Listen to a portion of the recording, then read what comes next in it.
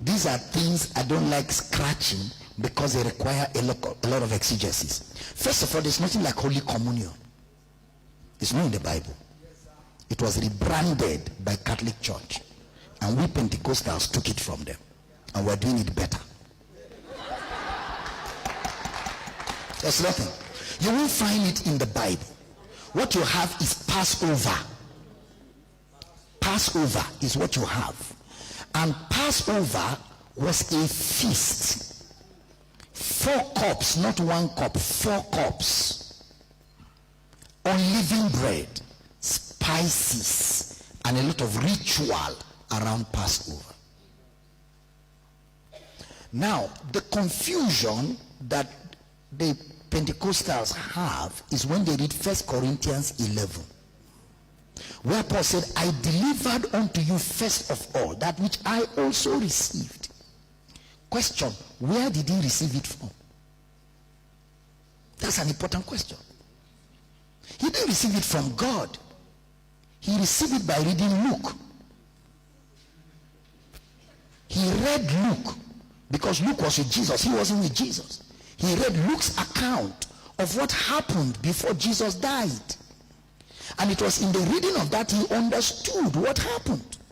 Now, if you read that 1 Corinthians 11, you will be confused because that context is not complete.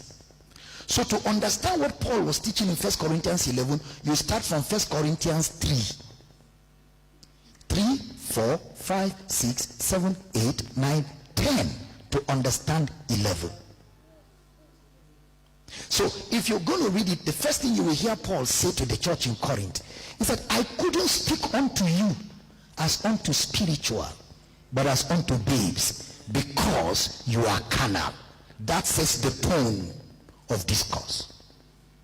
So everything he will say from chapter 3 to 11, he is communicating to carnal people. That means he will use earthly stories to bring out spiritual truth.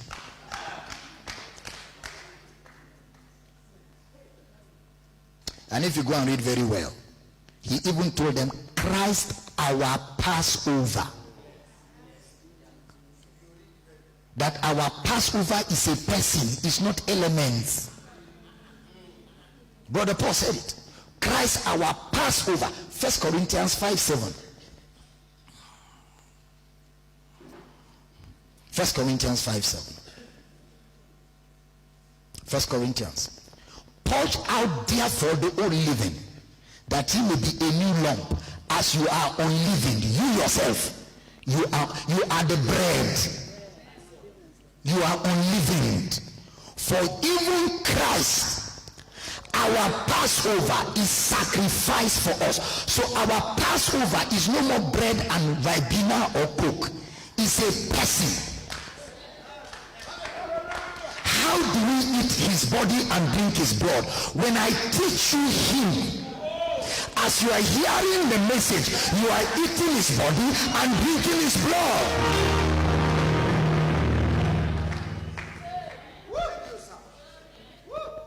See, in the New Testament, we don't communicate in articles. We communicate revelation.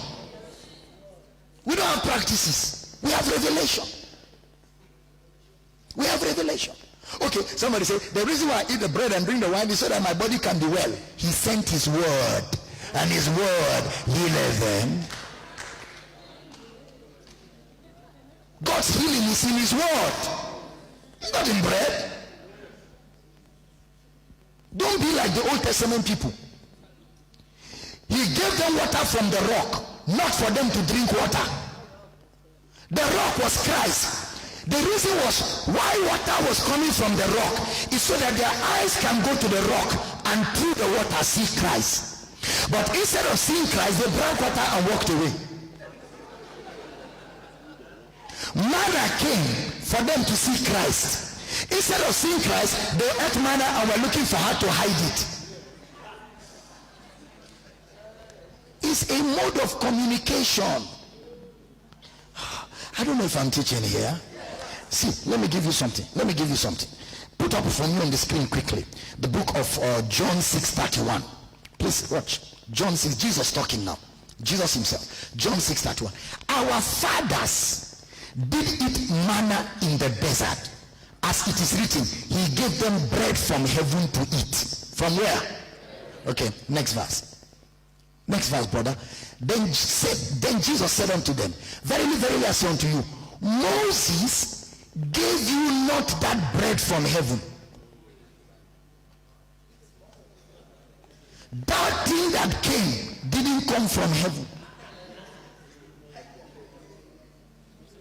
But in the Old Testament, Moses said it was from heaven. But Jesus now is telling you the truth, that thing didn't come from heaven.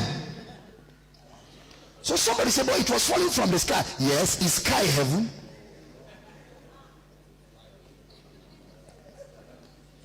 Then David explained a little further. David said, men ate angel food. So angels in the atmosphere produced manna for them, not from heaven. Watch. Put it up. Moses gave you not that bread from heaven, but my Father giveth you the true bread from heaven. Watch. Next verse. For the bread of God is he.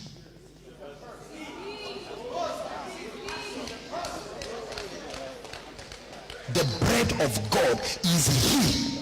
The bread of God is not to eat.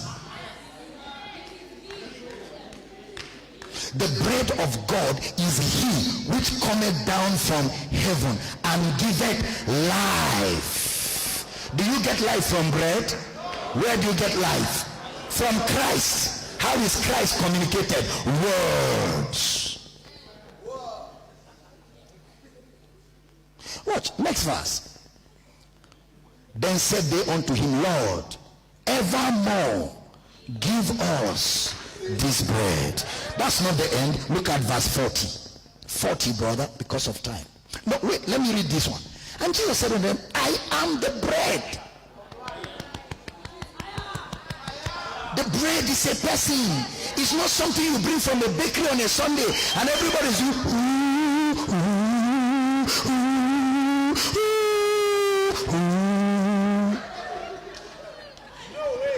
Then they now say, we are doing it in remembrance of him.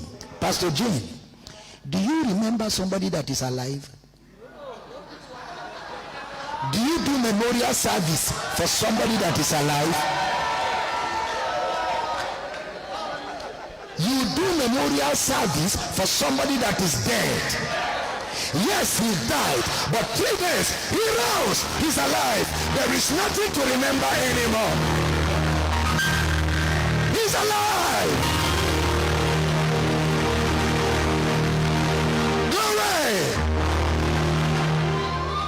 Please sit down. Somebody said to me, Dr. Damina, you are treading on dangerous ground. Holy communion. What about this? If you don't understand it today, maybe in 10 years, if you stay faithful studying your Bible, you will understand. Somebody said to me, Dr. Damina, if I invite you to my church and I say, give us communion, won't you give us? I say, I will give you and your wife first. Then I will give the whole church. I don't have a problem with it. When I'm done, I will know that I gave you people snacks.